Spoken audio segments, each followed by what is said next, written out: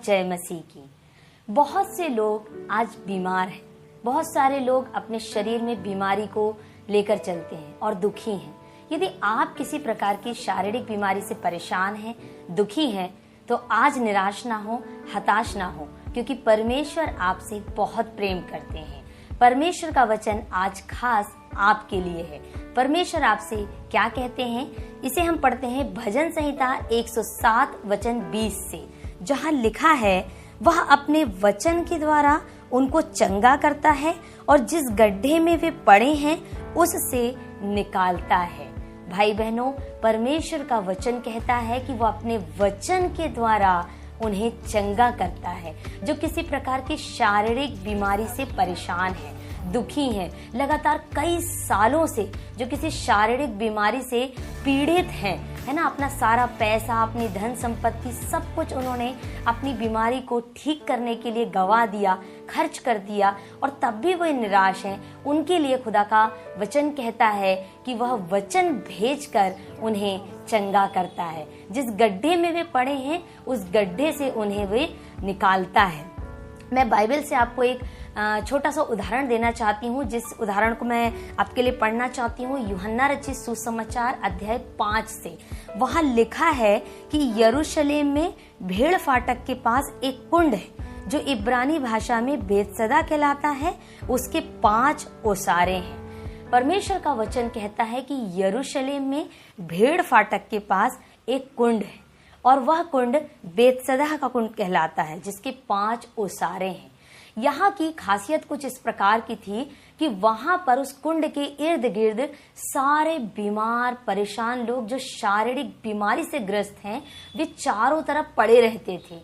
इस आस में पड़े रहते थे कि एक नियुक्त समय पर परमेश्वर का स्वर्गदूत आएगा और उस कुंड के पानी को हिलाएगा, और जैसे ही पानी हिलेगा और जो कोई भी मरीज या जो कोई भी शारीरिक बीमारी से ग्रस्त व्यक्ति जो वहां पड़ा हुआ है, वो उस पानी में नीचे उतरेगा, उस कुंड में नीचे उतरेगा, वह तुरंत चंगा हो जाएगा, वह तुरंत ठीक हो जाएगा, है ना।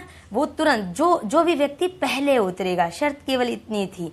तो वहीं पर हम देखते हैं कि एक व्यक्ति भी, उन बीमारों के मध्य में एक व्यक्ति भी पड़ा हुआ था। वह व्यक्ति 38 साल से रोगी था।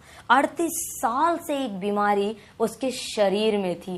कहने का मतलब है आधे से अधिक जीवन उसका बीमारी में चला गया, है ना। वो बीमार रहा। यहाँ हम उसके परिवार का जिक्र नहीं देखते हैं, किसी दोस्त भाई बंधु का जिक्र नहीं देखते, लेकिन हम देखते हैं वह व्यक्ति 38 साल से बीमार है और 38 साल से वह उस कुंड के पास पड़ा हुआ है, इस आस में कि जैसे ही स्वर्गदूत पानी हिलाएगा मैं उस कुंड में उतरूंगा और मैं चंगा हो जाऊंगा। एक दिन की बात है, उसकी भेंट प्रभु यीशु मसीह से होती है। प्रभु यीशु मसीह वहां पर आते हैं और प्रभु यीशु मसीह 6वें वचन में लिखा है, यूहन्ना रचित सुसमाचार अध्याय 5 वचन 6 में लिखा है, यीशु ने उसे पड़ा हुआ देखकर और यह जानकर कि वह बहुत दिनों से इस दशा में पड़ा है, उससे पूछा, क्या तू चंगा होना चाहता है?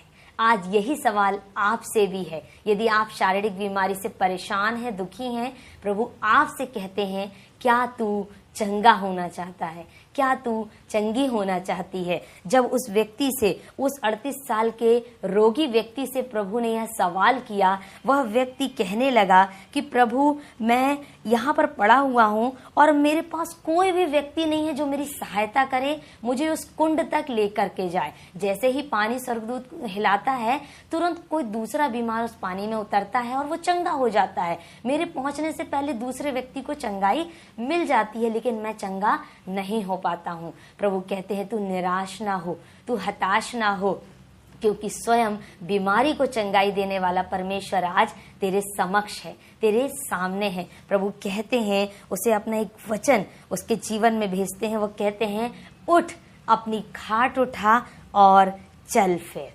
परमेश्वर के इस वचन के द्वारा वह व्यक्ति तुरंत उसी समय चंगा हो गया। हो सकता है आज हमारी उम्मीद किसी चीज पर है कि यदि मैं ऐसा कर लूं, वैसा कर लूं, मैं चंगी हो जाऊंगी, मैं चंगा हो जाऊंगा। परंतु परमेश्वर का वचन कहता है कि वह अपने वचन को भेज कर उन्हें चंगा करता है। जिस गड्ढे में वे पड़े हैं उस गड्ढे से उन्हें बाहर निकालता है। और बाइबल कहती है वह व्यक्ति तुरंत अपनी खाट को उठाया और चंगा हो गया। खाट उठाने को प्रभु ने इसलिए कहा कि दोबारा उस पर लेटने की कोई उम्मीद ना रहे, कोई अवसर ही ना रहे। क्यों? क्योंकि परमेश्वर ने तुझे पूरी रीति से अब चंगा कर दिया है, पूरी रीति से अब तुझे ठीक कर दिया। अब तुझे इस शैया की आवश्यकता नहीं कि तू दोबारा इस पर लेटे। तो आज प्रभु का वचन आपके लिए है। आज यदि आप शरीर में बीमार हैं, परेशान हैं, परमेश्वर का वचन आपसे कहता है कि वह अपने वचन को भेजकर आपको चंगा करता है। जिस गड्ढे में आप पड़े हैं उस गड्ढे से आपको बाहर निकालता है। वो खुदावंत की स्तुति करने लगा, महिमा करने लगा, परमेश्वर को धन्यवाद देने लगा। सारे लोग देखकर आश्चर्यचकित हो गए कि प्रभु के एक वचन के द्वारा वह व्यक्ति चंगा हो गया।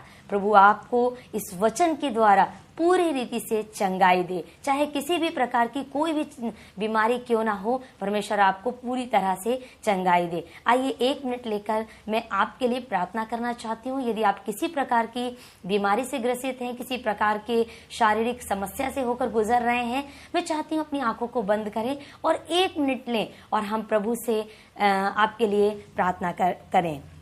धन्यवाद धन्यवाद धन्यवाद प्यारे पिता परमेश्वर प्रभु जी, एक बार फिर से पिता हम तेरे पवित्र चरणों के समीप आते हैं स्वामी।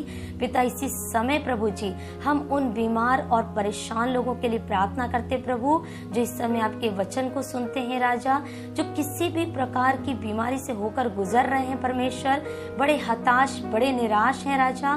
पिता हम प्रार्थना करते राजा उन बीमारों को प्रभु जी अपने इस वचन के द्वारा स्वामी आप चंगाई को दें प्रभु जी।